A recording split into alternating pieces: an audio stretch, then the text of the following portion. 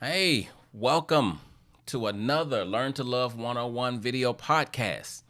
I am your host, Clifton Brantley, and as always, I am glad that you have joined me. Man, tonight, as we close out this year, 2021, on this New Year's Eve, I wanted to share something with you, or should I say, some things with you, to help you do love and life better in 2022. Whatever this year has been, it's been one for the ages. Again, right? What a year it's been. If you're like me, you thought that COVID would be kind of like on the downside. But also, if you're like me, you're surprised that things have gone in the opposite direction. I was not planning, I was not anticipating at the end of the year having to go back to doing only virtual sessions. But the way things are going, I didn't really have a choice. I much prefer in-person sessions, but we got to be safe, right? So I told my kids that COVID will not stop Christmas next year. COVID will not stop Christmas next year. Now, if this is the new normal, we're going to be ready for it, right? I don't care if we got to wear masks in the house. We're getting together next year as a family. And so what a year this has been. How was this year for you? And it's okay. How's this year been for you? So if you don't mind, one word in the chat. Give me one word to describe what this year has been for you. One word to describe what this year has been for you in the chat. Okay, do that for me, and I'll be looking for those throughout the night. So tonight I want to share with you 10 things to help you do love and life better in 2020. Now, don't get thrown off because I said 10 things, because is my seat too high? Yeah. Don't get thrown off because I said 10 things, because I'm going to go through them really fast, right? I'm not trying to hold, some of you want to get to partying. It's 7 o'clock, probably getting dressed. Some of you probably won't watch this till tomorrow. Whatever the case, it'll still be good information. It's non-perishable, right? But I want to help you, 10 things to help you do love and life better in 2022. Why? Because if your marriage is not growing, it's dying. My goal is to help you grow in your marriage. Earlier today, I did a live for the single people, or people who are not married. And so tonight is for my married folk. All right? So let's get right into these 10 things. All right? I don't have a whole lot of introduction, 10 things. So here's number one. The number one thing, I shouldn't say the number one thing, as if these are not ranked in hierarchy. These 10 things I came up with. There's obviously more than 10, but these 10 I settled on to help you do love and life better. So here's the first thing. Is my sound okay? Oh, yeah. So here's the first thing. Fix your priorities. In your marriage, fix your priorities. All right. If you're going to do love and life better next year, you have to prioritize your marriage. There's no way around that. If you want a better marriage, you got to prioritize the marriage, right? Marriage can only thrive when it is first. By putting your marriage first, that means putting your partner first in most areas, but not all areas. But the main thing is to put the marriage first. To put it in Dr.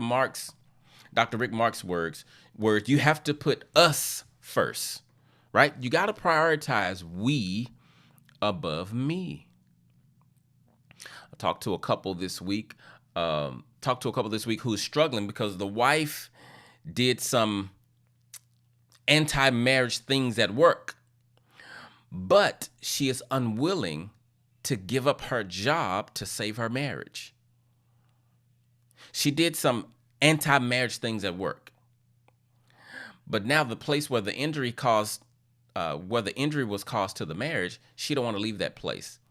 And the message she's sending to her husband is that this job is more important than us. This job is more important than you. That's a dangerous message to be sending. Okay.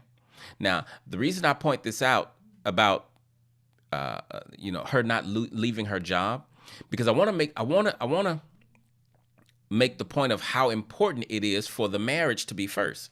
Because see, in our minds, we know that we typically know the marriage has to be before family, and the marriage has to be before friends, and the marriage has to be before hobbies.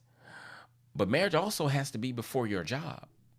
Now, all of us need a job. No, you can't just up and quit your job and just find something new tomorrow. But if your marriage is on the line, sometimes you got to make some drastic changes. So that's the first thing. Make your marriage a priority. Okay, put your marriage first. Along with prioritizing your not only prioritizing your marriage, in the work situation. If there's something that is causing your marriage to suffer, you want to put that thing to the back burner and put your marriage first. But also prioritizing your marriage also means being committed to doing the work to make it better, right? Being committed to doing the work to make the marriage better. When you stop fighting for what you want, I heard Les Brown say this earlier this week. When you stop fighting for what you don't want automatically shows up. And if you're not prioritizing your marriage, there are some things that you don't want in your marriage, they're just going to show up. Okay? So prioritize your marriage when in 2020, make sure you prioritize your marriage. Here's another thing about prioritizing your marriage. Don't share what goes on in your marriage with your family members. I have too many couples where one of their main issues is one of them sharing with their mom or dad, or sometimes brothers and sisters. Your relatives, when it comes to your marriage, for the most part, is off limits. Now, I say that certain relatives call me for information and whatever, and they share with me what's going on in their marriage. But I'm a licensed therapist. And so there's a different level of trust that they have with me. But in general, keep other people out your marriage, especially your family members. Okay, so that's the first one. Second, number 2, prioritize. I gotta clear my throat. Prioritize understanding above being understood. That's important. Number 2 is prioritize understanding above being understood. I heard a quote that said, to know all is to forgive all. This speaks to a level of understanding that doesn't allow me to hold on to pain. To know all is to forgive all. I don't want to hold on to pain, right?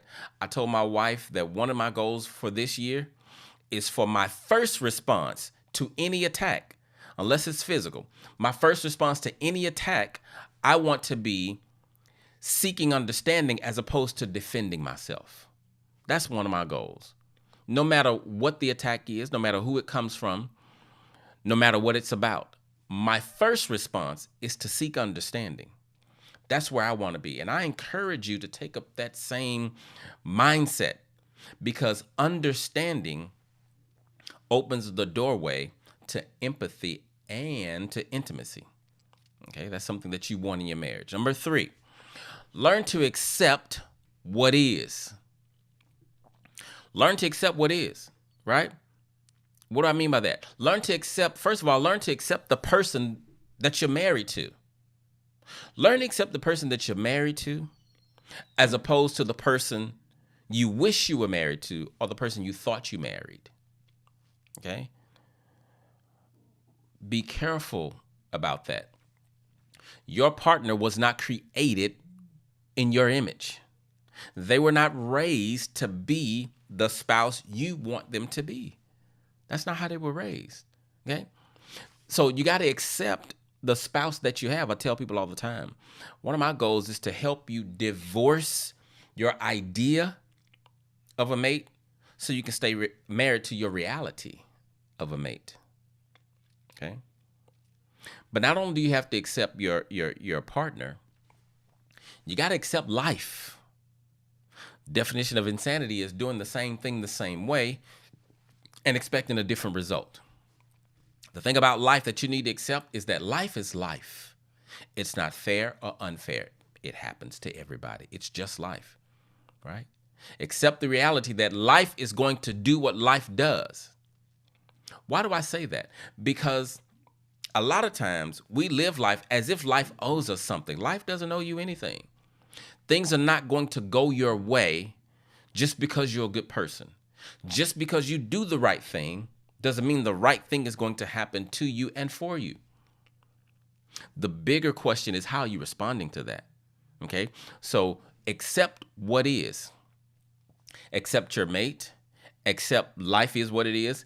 And then the third thing, accept who you are. Right? Accept you. Stop giving yourself, look in the mirror. You see you.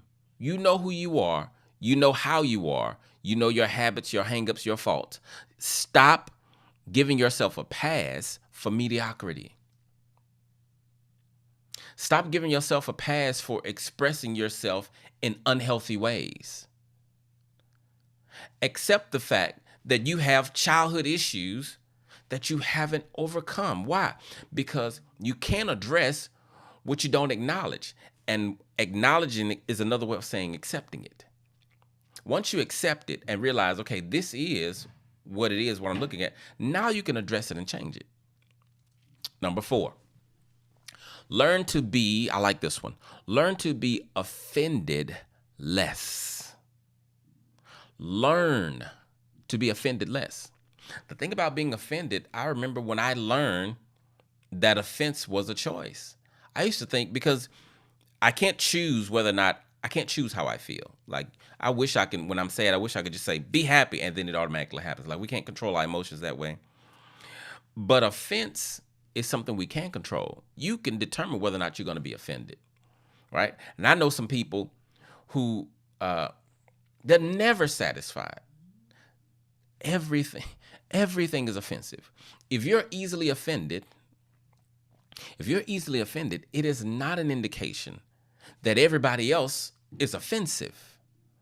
It's an indication that you have some unresolved anger or pain that you need to process. Okay? My marriage got 10 times better once I learned not to be offended by so much. And man, as human beings, we're so easily offended anyway. But if you grasp the idea that I've taught before about everybody having a different internal dictionary by how we define the world and how we see the world, if you accept that and understand, hey, they're different from me, maybe you won't be offended by so much. But beyond that, when you heal what's going on inside of you, you won't be offended as much. Okay? So that's number 4. Be offended less in 2022. Learn to be offended less in 2022. Number 5, see how fast I'm going through these. We're going to get right through them. Stop threatening. Stop threatening to leave every time something doesn't go your way. This is another one that I am like shocked how prevalent this is in couples. Like, I left the cheese out, you threaten to leave. I come home late, you threaten to leave. I don't want to spend time with you, you threaten to leave. We have an argument, you threaten to leave. You can't keep doing that, right? No one wants the uncertainty of whether or not you're going to be around. Or you're going to be here tomorrow. No one wants to always be questioning that. Love is not flaky like that. It can't be your way all the time, even if your way is the best way or the right way. And right is, that's a whole different topic to talk about what's right as far as, you and me, who's right, who's wrong. But maybe you guys are bumping heads because you haven't expressed yourself as clearly as you think, right? Maybe you haven't expressed yourself as clearly as you think. But either way, you got to learn how to resolve conflict as opposed to threatening to leave. Increase your communication skills, increase your conflict resolution skills. Stop threatening to leave every time something doesn't go your way. Okay? Number 6, commit yourself to becoming one. Commit yourself to becoming one. The Bible talks about when you get married, the two become one flesh. Too many people are married legally, but emotionally and intellectually, they're not one unit. The thing about becoming one is that you are becoming, ing. It's a continuous process, right? Nobody marries a great spouse. No one marries a great spouse. You become great in the marriage as you work on you, right? And doing this work is necessary. Okay, so I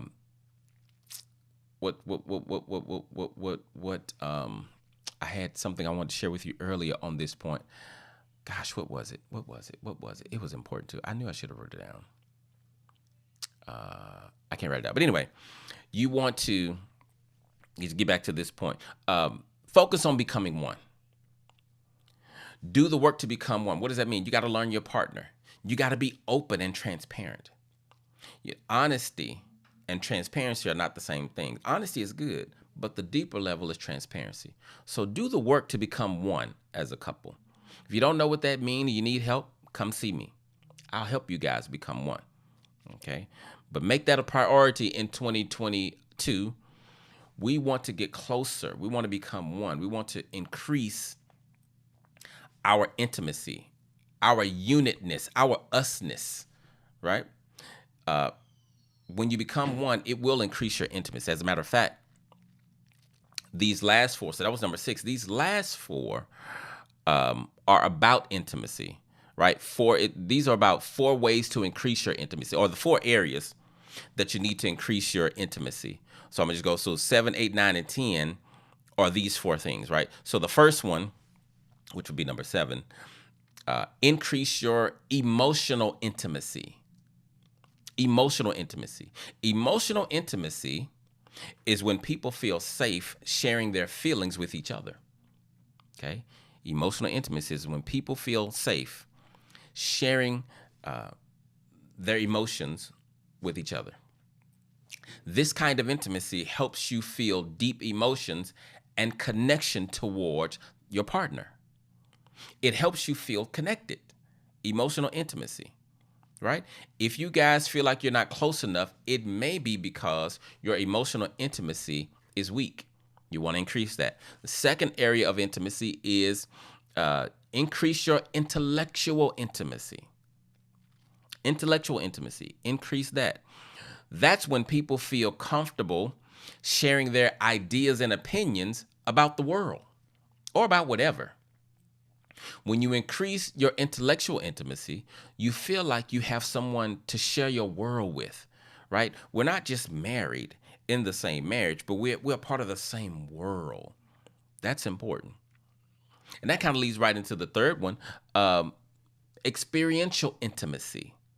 Increase your experiential intimacy.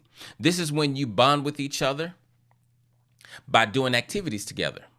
Right? This helps strengthen your connection and your sense of team, your sense of us.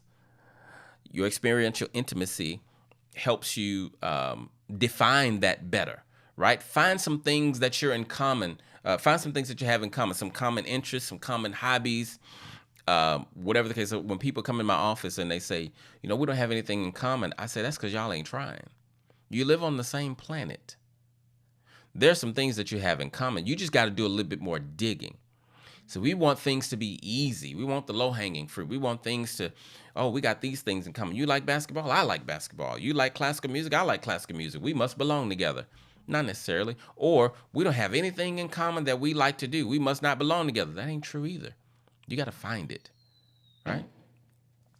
But let me say this, as you start to discover this experiential intimacy and increase it, you also got to be patient in this area as you grow, right? Because maybe you're in one of those marriages where you guys, it seems like you really don't have anything in common.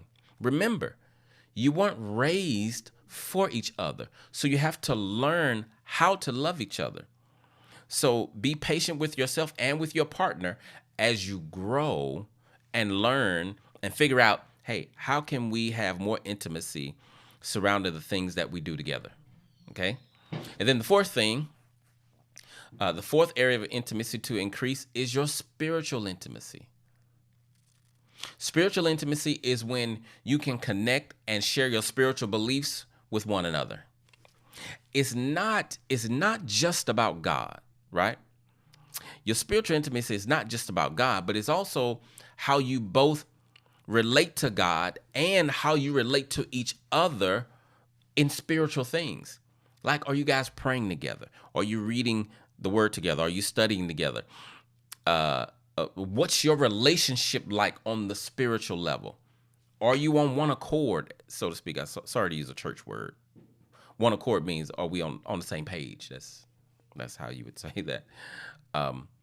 But increase your spiritual intimacy. Now, here's the thing. Those are the 10. But these 4 areas of intimacy, if you increase those, because I know you probably wondering, hey, you forgot one. I didn't forget. But if you focus on these 4 areas of intimacy, when we're talking about intimacy, if you focus on these 4, the 5th area of intimacy will take care of itself, which is physical intimacy. Yeah. Physical intimacy, it's the lowest form of intimacy, but it is still necessary. And if you want to increase the physical intimacy, focus on the other 4, right?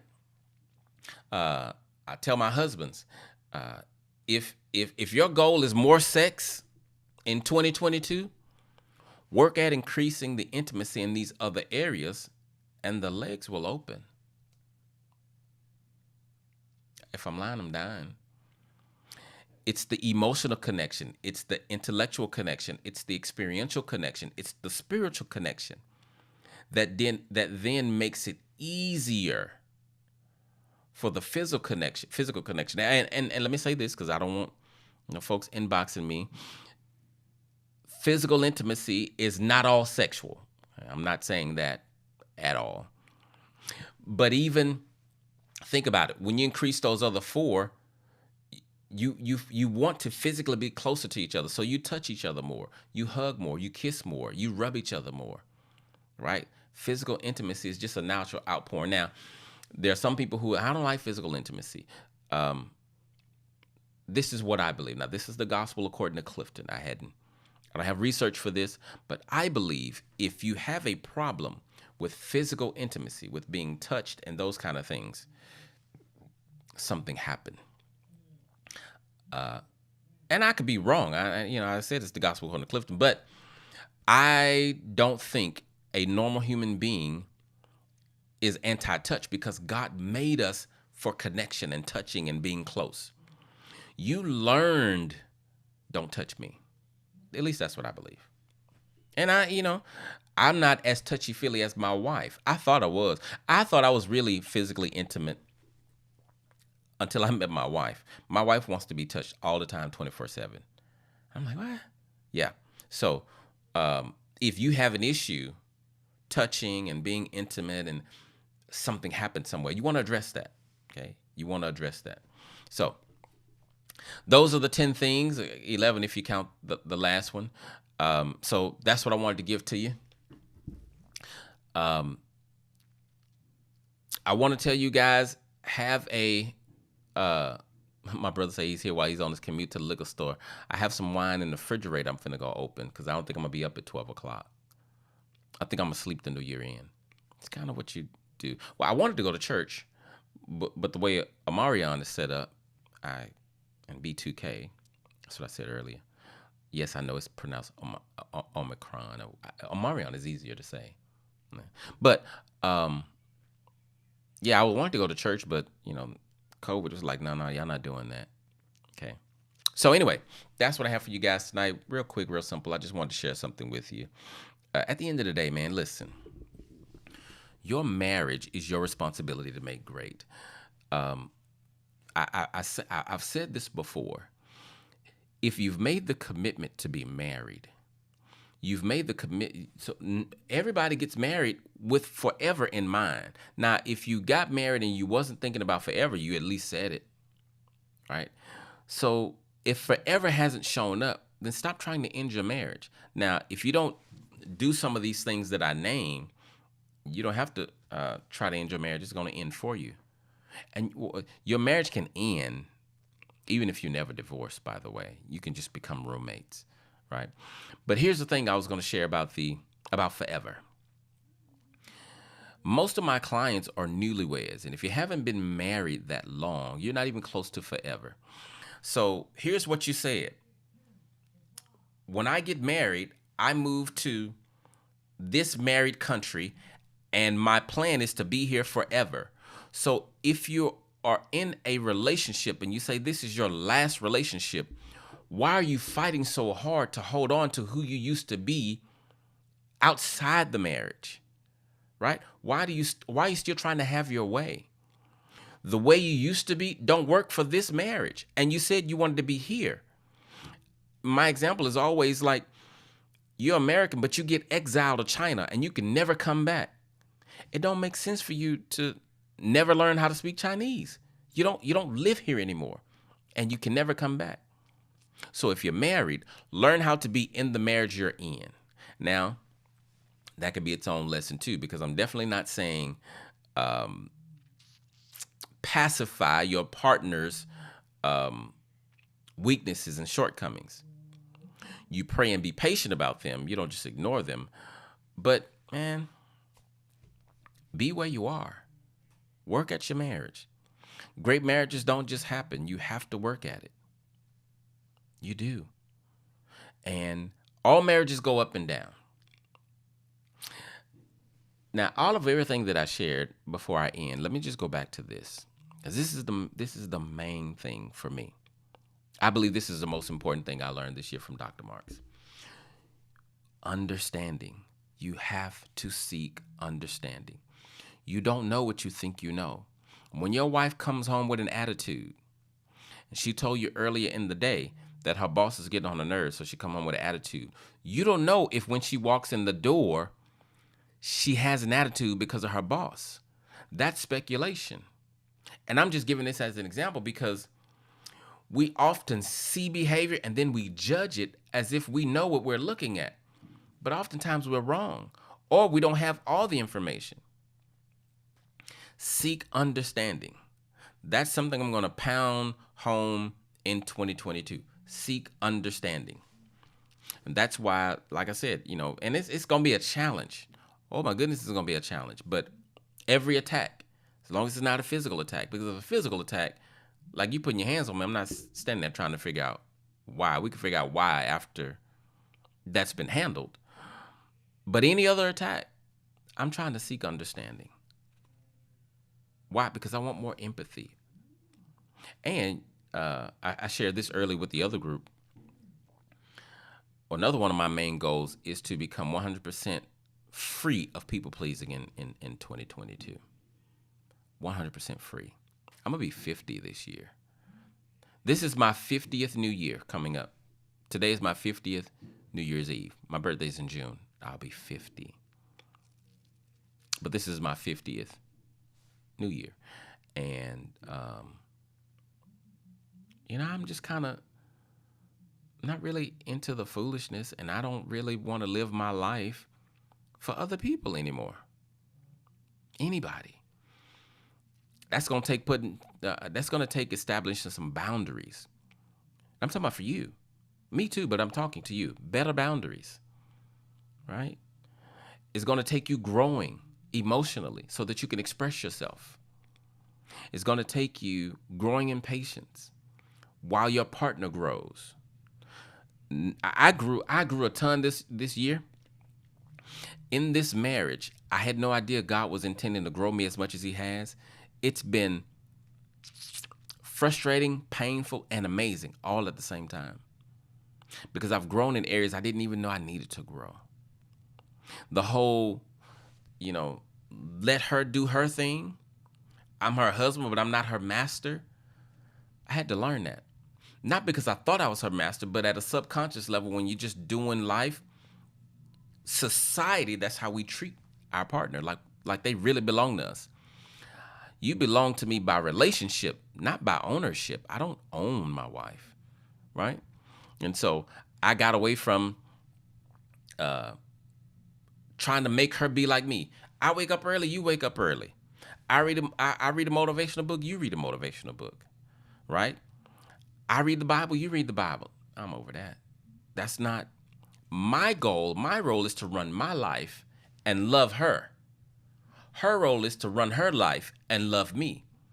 Her being as knowledgeable as me, as whatever as me, don't have nothing to do with how she loves me. Now, those things may increase her ability to love me, but that's her business. That's not my business. Just like your partner's growth is their business, not yours. Your growth is your business. Okay? All right. You guys have a happy new year, Corey. You stay safe on the road. Yeah, I'm turning 50. So what you going to be, 44? I'm 6 years older than you? 44? Man. Wait. 50. Yeah, you're going to be 44. Yeah, because, wait a minute. Is that right? How old is my wife? Because I thought y'all was the same age. I think you're older than her. You're older than her. So, anyway. All right. That was random. I could have did that off screen. Anyway. Hey, guys.